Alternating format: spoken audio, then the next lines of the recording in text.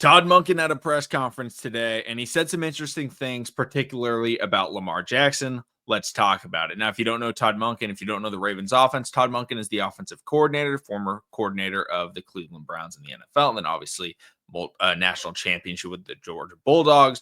But he's been the offensive coordinator the last couple of years, and Ravens fans have really started to fall in love with the offensive scheme that he's built. A lot of screenplays are getting involved, but a lot of just better passing concepts than we had with Greg Roman. However, I take a little bit of frustration to something that he said today. And it sounds very basic. It sounds very plain. And it's that you live with the results, and with Lamar, it's usually pretty special.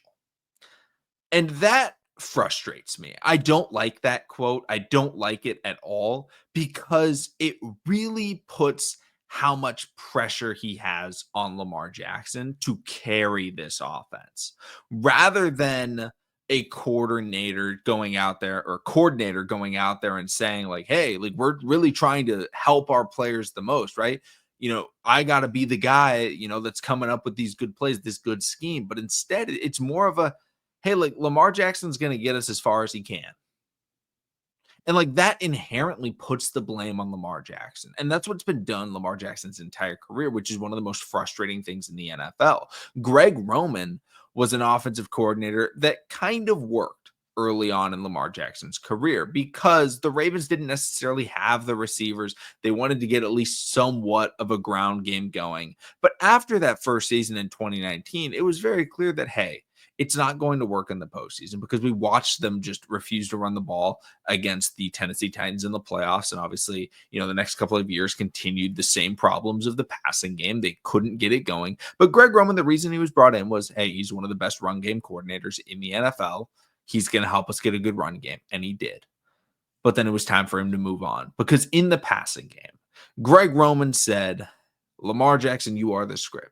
Lamar Jackson, save us. Lamar Jackson, you are the best player on our football team.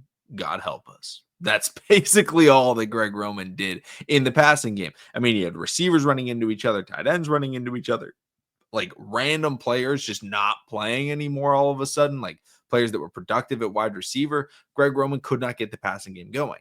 And then Todd Monken comes along, and it's like, hey, at least we have some base level concepts. At least we're able to get Zay Flowers open. We're able to get the ball into our playmakers' hands outside of just Lamar Jackson, right? Screens to Isaiah Likely, screens to Justice Hill. Those were very effective early on last year. Screens to obviously Zay Flowers as well. And then the deep ball really started to come through, right? We saw Rashad Bateman get a couple of deep balls. He kind of became the deep threat. I don't think Bates a great deep threat. I think he struggles with tracking the football, but he was at least able to get those opportunities. He was able to get space. It felt like, hey, we at least have a little bit of a passing game. But at the same time, the best plays that the Baltimore Ravens had, it was very rarely, man, that's just a great play, right? Instead, it's, goddamn, Lamar Jackson is special. Like, that's all that you can say about it, right? Lamar Jackson fumbles the snap against the Cincinnati Bengals, scrambles outside, hits the meanest stiff arm you'll see all season, and then throws a jump ball to Isaiah Likely and he scores. Like, that was the Ravens' best play of the season. It wasn't, oh, Lamar Jackson drops back. Oh, here's an interesting orbit. It tricks the defense. And then, hey, look, we get a wide open touchdown pass. Because those are the types of things we see from the elite offenses, right? We see those opportunities for Patrick Mahomes. We see those opportunities for, even Josh Allen, Joe Burrow. It's not just them being great every time. Don't get me wrong. Patrick Mahomes is great. He makes some of the most unbelievable plays that only Patrick Mahomes can make in the history of the NFL. Joe Burrow makes great plays on his own. So does Josh Allen. But Lamar Jackson has to do that at a much higher rate than any other quarterback in the NFL if his team is to be successful. And that's because the offensive coordinators have two understandings. One, they know how great Lamar Jackson is. But two, they rely on it a little bit too much because we want Lamar Jackson to be as flashy as possible, yes. But at the same time, we want him to have like an easy time out there. Like, why are we sending this guy out there and just saying like, dude, save us again? Because Lamar Jackson's entire career has been like that. He didn't have the most talented team. I've talked about his rookie year. He had a terrible team his rookie year, but he's not had the most talented offensive teams in his lifetime. right? Even looking back at Louisville, like that was a team that was overperforming because of his greatness, not necessarily because he went out there with 3 all-American wide receivers and a great offensive line and a terrific running game. Not saying everybody on that team was terrible, but when he's going up against, top-ranked Florida State, top-ranked Clemson, when he faced off against Deshaun Watson, he's at a major disadvantage. And yes, he was able to win the game against Florida State. They ended up losing to Deshaun Watson and Clemson.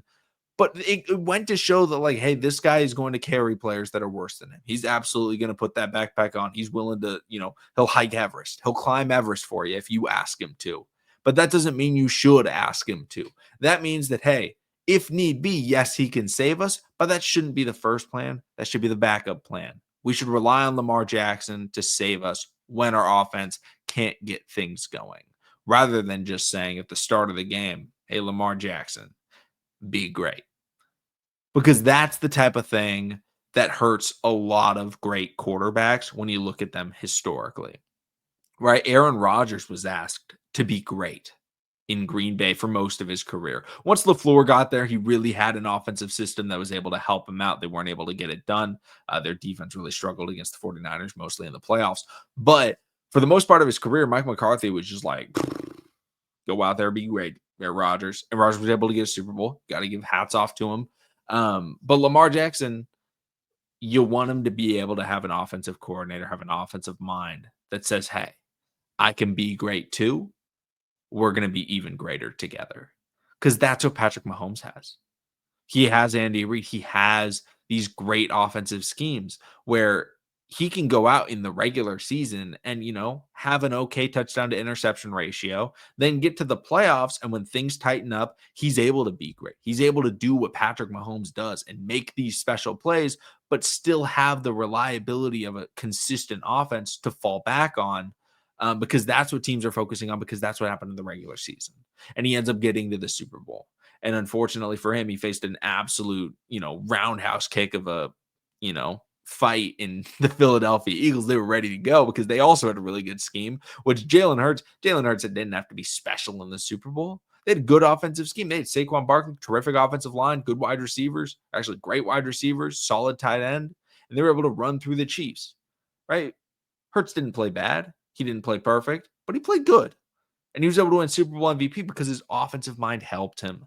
I'd like to see Todd Monken help Lamar Jackson more than Lamar Jackson helps Todd Monken. I feel like it's an uneven trade right now. I'd like to see what happens in the regular season. But let me know in the comment section down below what all of you think. We are very close to hitting 5,000 subscribers. Like I said, the goal is to hit it before next season starts. So, we need like 20 subscribers or something like that. Check out the YouTube Shorts, the Instagram Reels, the TikToks, all TTB Ravens on those accounts. But thank you so much for watching. Subscribe for more. And I'll see all of you again tomorrow.